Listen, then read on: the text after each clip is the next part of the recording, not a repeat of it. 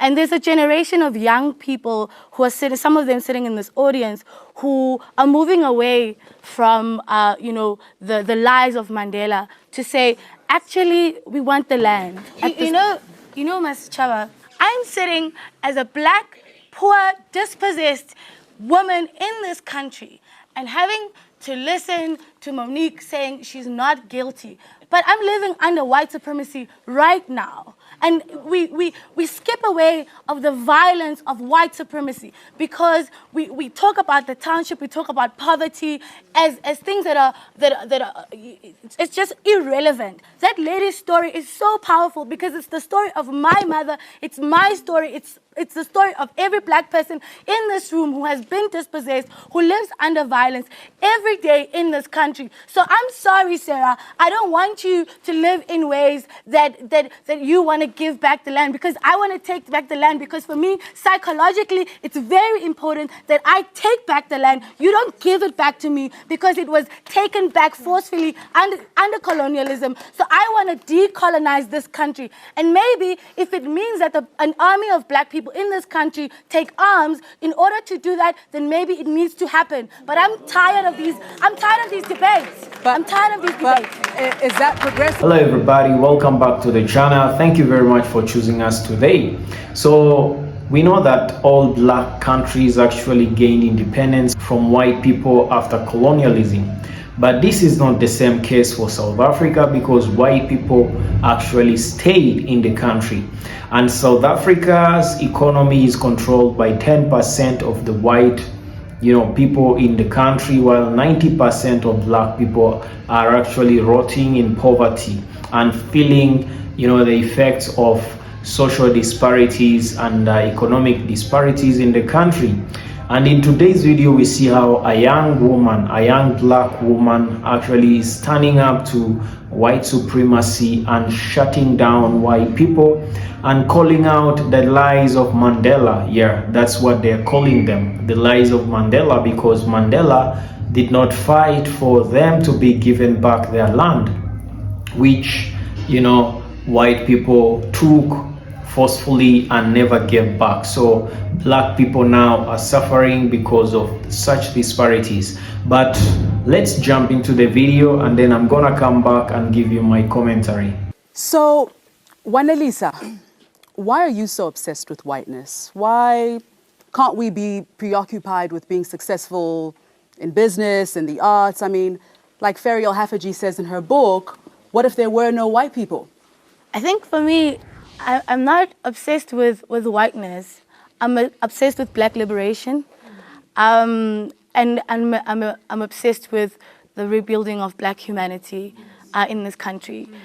So to read my obsession with black liberation as an obsession with whiteness, I think is incorrect, because we live in a society that is very dishonest about the kind of power, the kind of brutality that white bodies, even without doing anything, hold.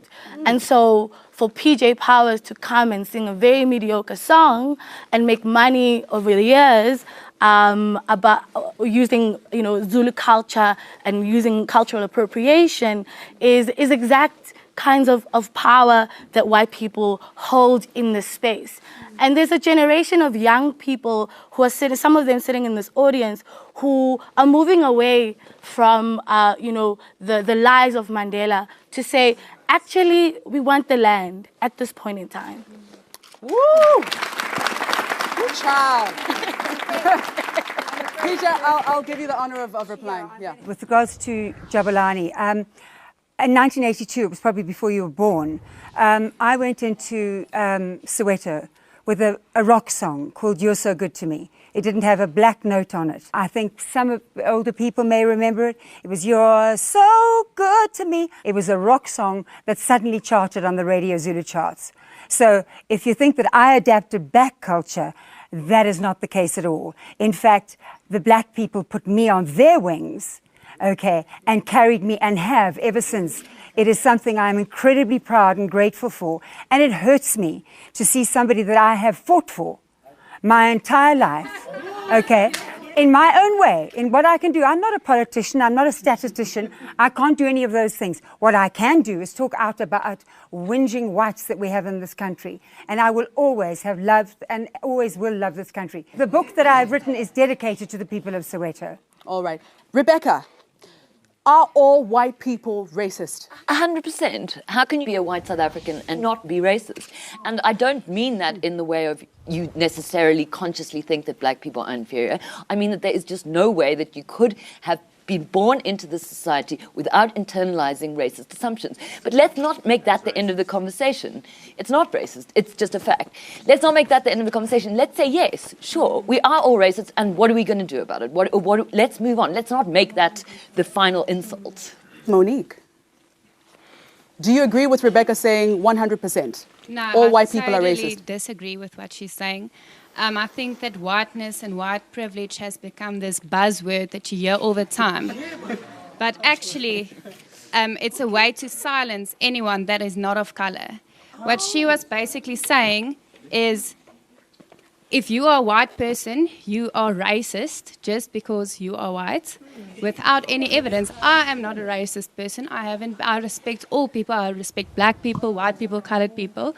So I feel it's very offensive to say that all white people are racist. It's just not true.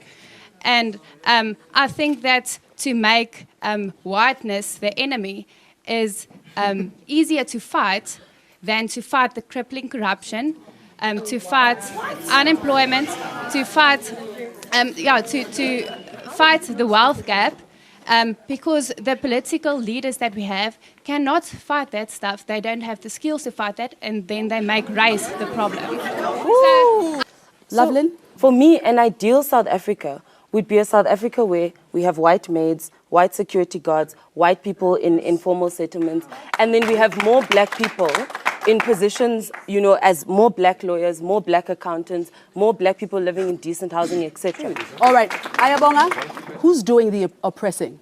Look, I think it's a combination of the historically white entrenched and established interests in South Africa, combined with, of course, this new black elite that Utatu Mbeki is talking about. I mean, if you think about BEE, all it is just crumbs trickling off the white table in service and in perpetuation and in continuation of the enrichment.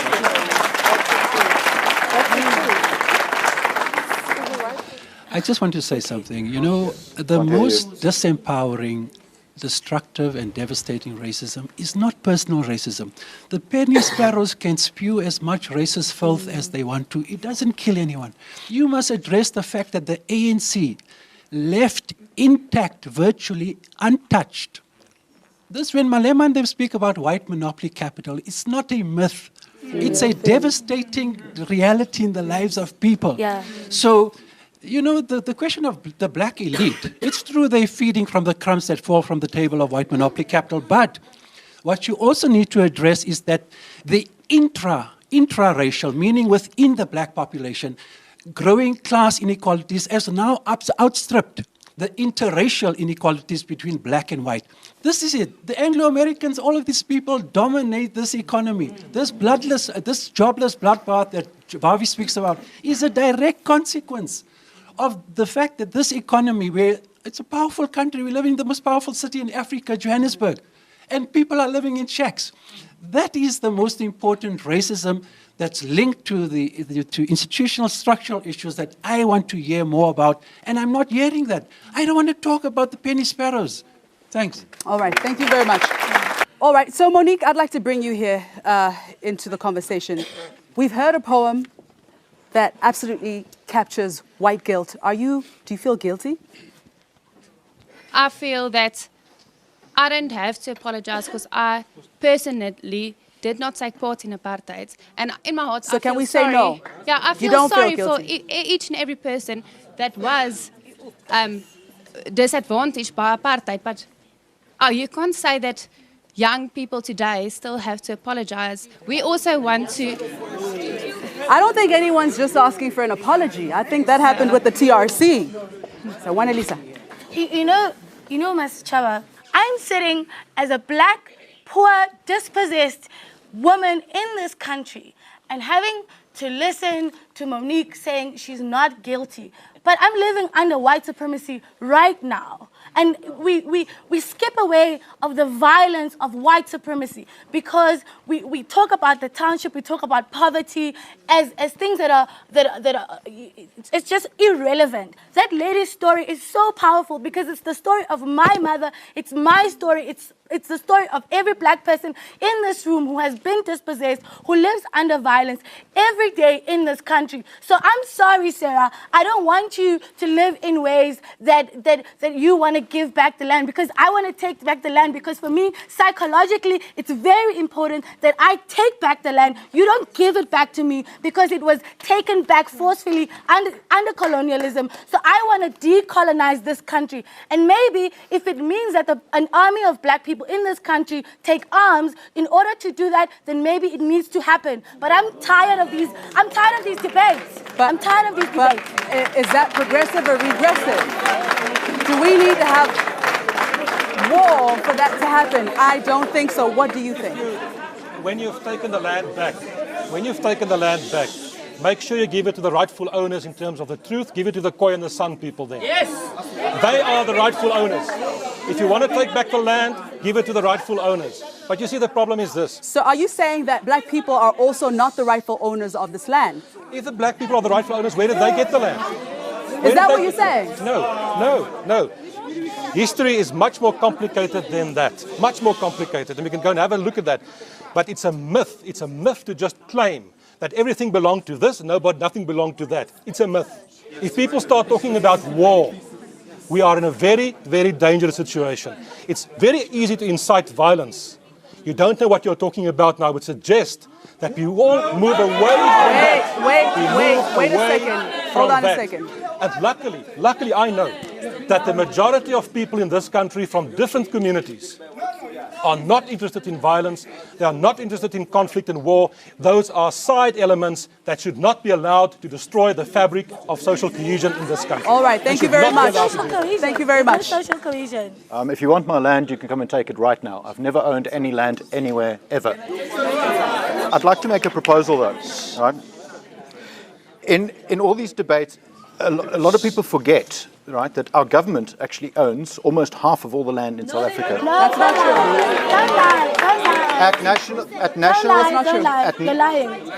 You're lying. At national and provincial level, it's 24%, and at municipal level, we don't really know, but we estimate about 25%. All right, let's let him finish. Also, the government owns a lot of national assets in terms of state-owned enterprises, right? And a lot. It's not only the big guys, right? Why would the government need to own a diamond mine, right?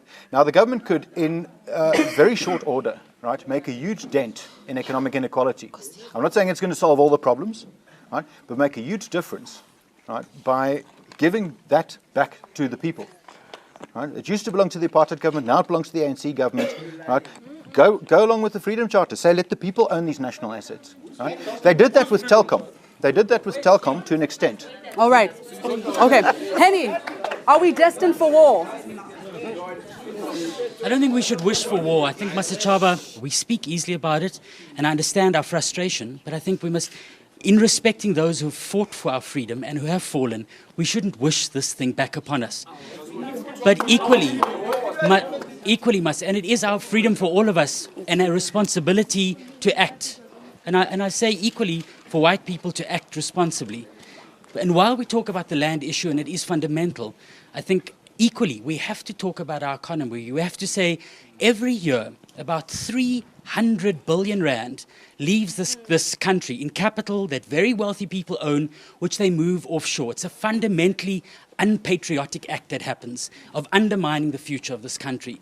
It's that which we need to equally hold responsible, to say to those who have money that we are going to look at ways in which that money must be reinvested in the future of all of our people. All right. When it comes to South Africa, actually, it's one of the countries in Africa that has experienced racism even beyond colonialism because of apartheid. And we know the story of Mandela. Mandela was fighting against apartheid, but when he became president, instead of, repatriating the land to back to black South Africans, he chose peace. Peace is a good thing, but when you choose peace by,